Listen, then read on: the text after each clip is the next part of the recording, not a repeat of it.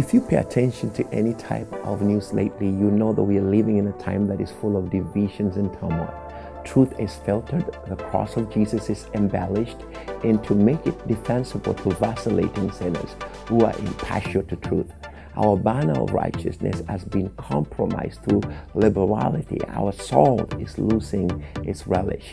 Martin Luther King Jr. once said, "A man dies when he refuses to stand up for that which is right. A man dies when he refuses to stand up for justice. A man dies when he refuses to take a stand for that which is true." It's time for us to stand for truth and to contend for it. Do you want raw, unfiltered news from a Christian perspective? Along with insightful comments and analysis and regular updates to world's important stories that are affecting you as a believer, then click the subscribe button below to stay up to date with our latest video commentaries, and make sure to subscribe to this YouTube channel by clicking that subscribe button below.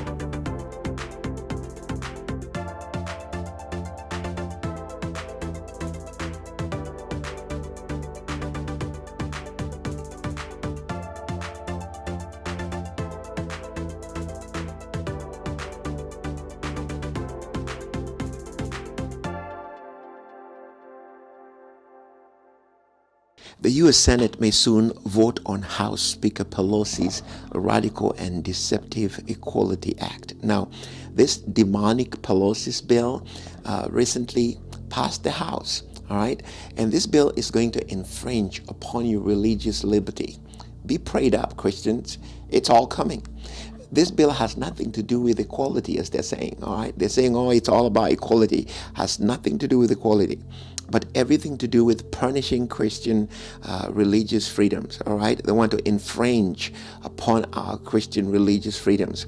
They're trying to restrict and control your speech. Now, if Senate were to pass Speaker Pelosi's demonic bill and Joe Biden were to sign it into law, it will unleash radical persecution by liberals, all right, to attack those of faith like you and I.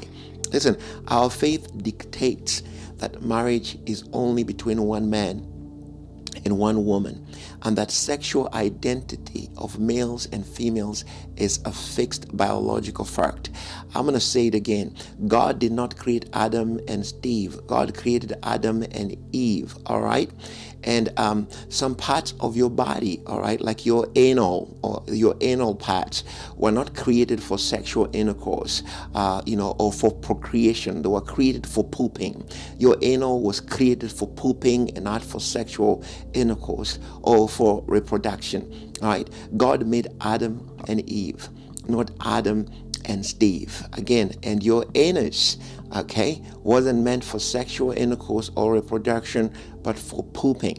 If the Senate were to pass Pelosi's bill and Biden to put its signature on it and make it law, it will unleash so much persecution, so much vilification, okay, upon those of faith.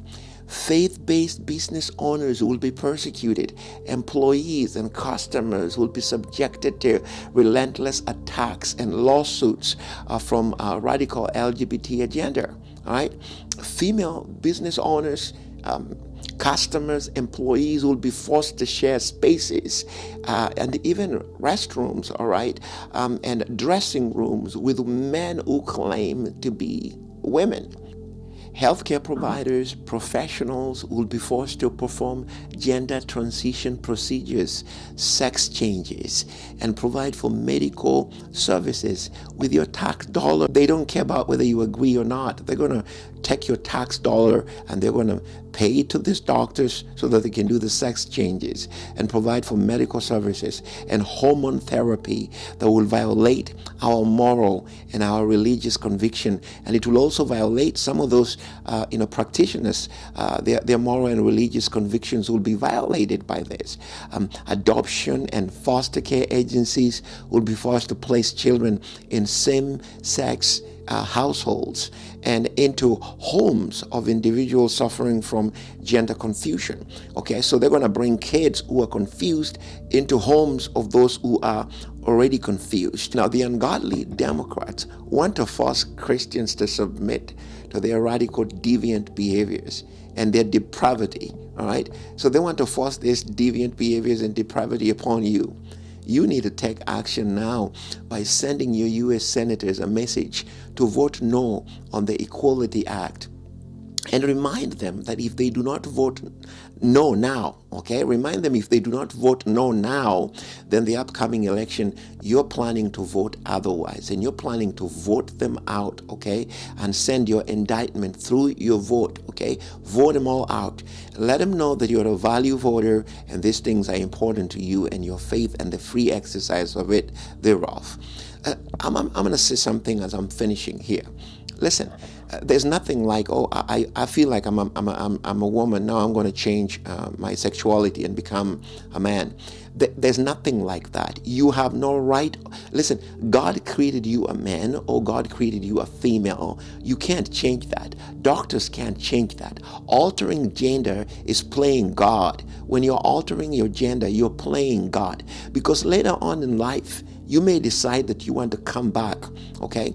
And get back your old self that you got rid of. I'm not talking about spiritual eradication of the old nature, but you may want to get back, the real you that God created you to be later on in life. And that's going to be more surgeries and more tax dollar going out from your hard-earned cash, okay, to help somebody else have sexual transitions, from a man to a woman.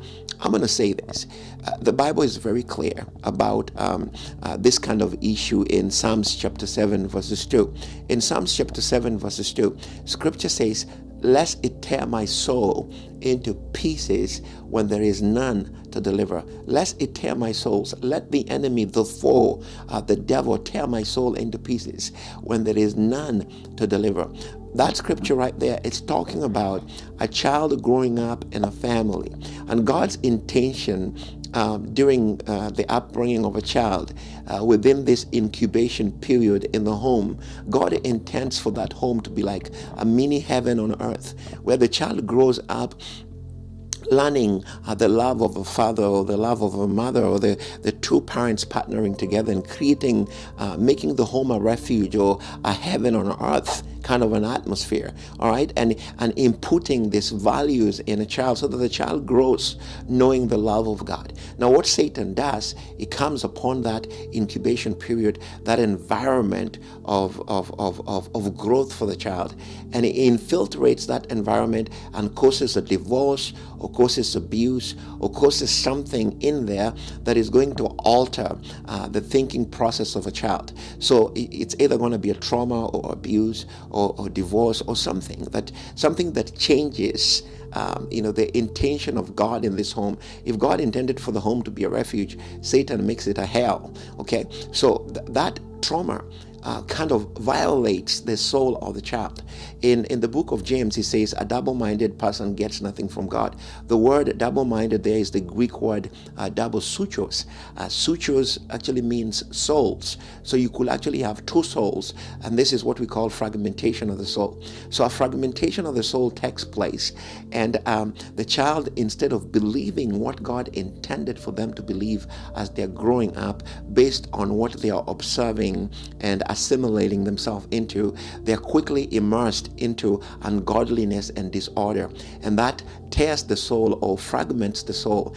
And this is what leads to mental health or issues of mental health that we deal with later on in life. So when you see them coming out and saying, I want to be gay, I want to be a woman, I want to do this, it's not because they do not want to be who God created them to be, which is a man or a woman. They basically do not know how to confront those abuses and those issues that they have gone through, those fragmentations of the soul.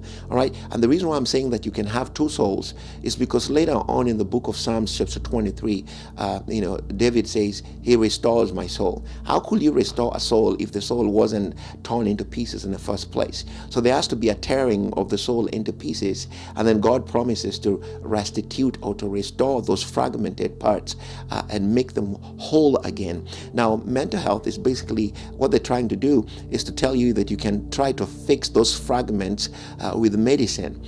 when the only way to deal with them is actually, you can't fix those fragments with medicine or by surgeries. The only way to deal with those is to confront those emotional issues and those wounds and those abuses and get healed from that.